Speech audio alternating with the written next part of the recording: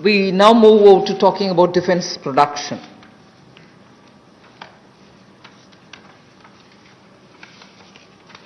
Make in India and self-reliance have now, as I said, become a partner in the sense of for self-reliance, Make in India is absolutely necessary. And particularly when you're talking about critical industries like defense, we need to be self-reliant where we really can be. Of course, armed forces require best of equipments. They need some of the latest technology-driven equipments. Some high-tech equipments are required which have to be imported. They can be imported. And it continues. We are seeing very good latest weaponry coming also.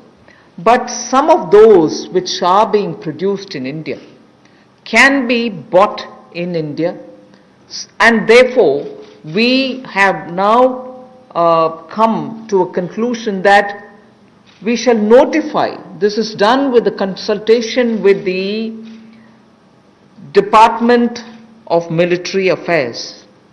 We shall notify a list of weapons and platforms which shall be not allowed for import, but we shall have them bought from India. So the import of this listed set shall not be allowed, be banned. And because more capacities which come to be recognized, which meet the standards, which meet the defense standards, will be obtained from India. As they say, the defense is General Staff qualitative requirements, the GSQRs for weapons and platforms will all be honored, but those list of items which get notified can only be purchased from India. Indigenization of some imported spares will also be given priority. For years we have been producing spares which are good enough for even those imported vectors, imported weaponry, imported platforms. Unless we are able to do that, the spares are also something which India probably can produce but are getting imported. So indigenization of imported spares. Then for all this, a budget provision, a separate budget provision will also be given for domestic capital procurement.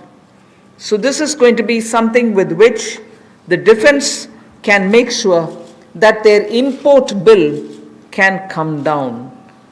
This is done in consultation with the Department of Military Affairs, and this will be an important step towards making sure that Indian producers of defense equipments which are absolutely meeting with the standards which the armed forces would want will be purchased from India.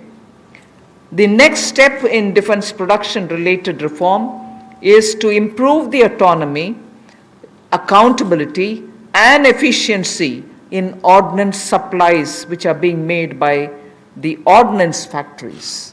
And for this, we intend to corporatize ordnance factory boards. I like to emphasize here, corporatization is not privatization. It doesn't mean that the ordnance factory boards are going to be privatized. No, they're not being privatized.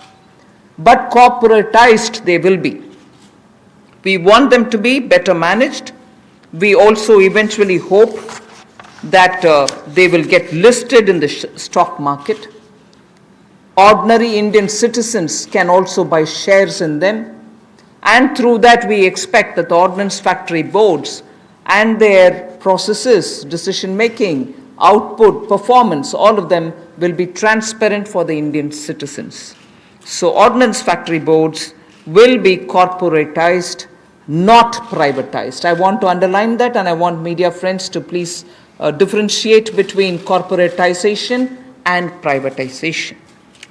The next set of things about defense production is that FDI limits are being raised from 49% to 74%.